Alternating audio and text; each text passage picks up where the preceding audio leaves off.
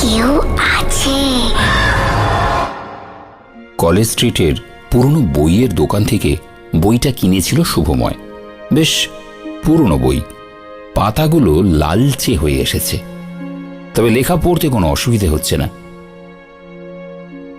শুভময় একটা স্কুলে পড়ায়, অঙ্ক টিচার, আর দেশ বিদেশের নানা অলৌকিক ঘটনার বইপত্র পড়া ওর নেশা। সেদিন কলেজ স্ট্রিট থেকে বইটা কেনার পর থেকেই শুভময় ছটফট করছিল কখন বাড়ি ফিরে চটপট ডিনার সেরে বইটা নিয়ে পড়তে বসবে। সেই জন্য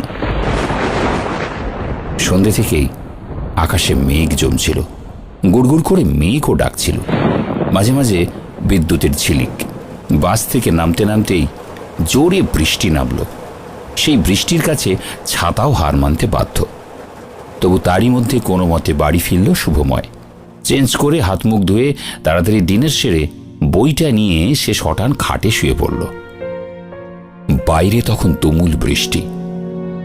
শুয়ে শুয়ে বইটা পড়তে শুরু করে কখন যে সে খাটের ওপর সোজা হয়ে বসেছে সেটা নিজেও সে বুঝতে পারেনি।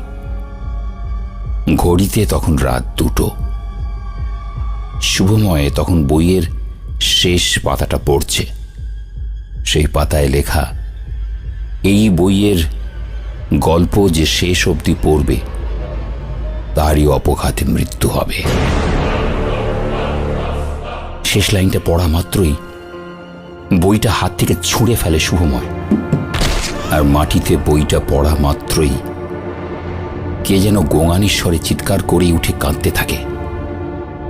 ঘরের আলোটাও নিভে যায়। কোনো মতে বেডসাইড টেবিলের ড্রয়ার থেকে টর্চ বের করে শুভময়, কিন্তু একটা প্রবল ধাক্কায় তার হাত থেকে টর্চ ছিটকে দূরে গিয়ে পড়ে। ঘর থেকে বেরিয়ে গিয়ে কোনো মতে হাতড়াতে হাতড়াতে সদর দরজার ছিটকিনি খোলে সে। ঘরের ভেতর থেকে কেউ যেন তাকে বাইরে নিয়ে যেতে চাইছে। বাইরে তখনও একটানা বৃষ্টি।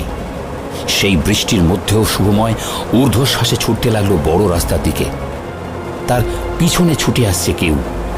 ঘাড় ঘুরিয়ে তাকে দেখার মতো সাহস কিন্তু শুভময়ের নেই। বড় রাস্তায় উঠে শুভময় তখন একটা আশ্রয় খুঁজছে, যেখানে গিয়ে সে তার পিছনে ছুটে আসা অশরীরীর হাত থেকে নিস্তার পাবে। দূরে একটা বাড়িতে আলো জ্বলছে দেখতে পেল সে। একজন ডাক্তারের বাড়ি ওটা।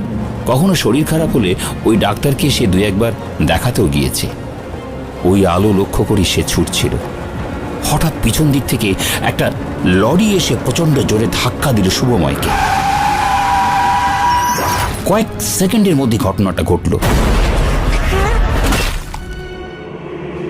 পরদিন সকালে মৃত রক্তাক্ত শুভময়ের শরীর রাস্তার ওপর পড়ে থাকতে দেখা যায়। পরে শুভময়ের বাড়ি থেকে কলেজ স্ট্রিট থেকে কেনা সেই অভিশপ্ত বইটা উদ্ধার করা হয়। কিন্তু এবার কেউ সেই বইটা পড়ার আগেই অন্য অনেক পুরনো বইয়ের সঙ্গে তার ঠাঁই হয় আবার কলেজ স্ট্রিটেরই পুরনো এক বইয়ের দোকানে। এই সময় দাঁড়িয়ে এমন কোনো ঘটনা যে ঘটে তা হয়তো অনেকেই অবিশ্বাস করবে, কিন্তু শুভময়ের কাহিনী যারা জানে তারা এর কোনো রকম কোনো ব্যাখ্যা আজ পর্যন্ত খুঁজে পায়নি।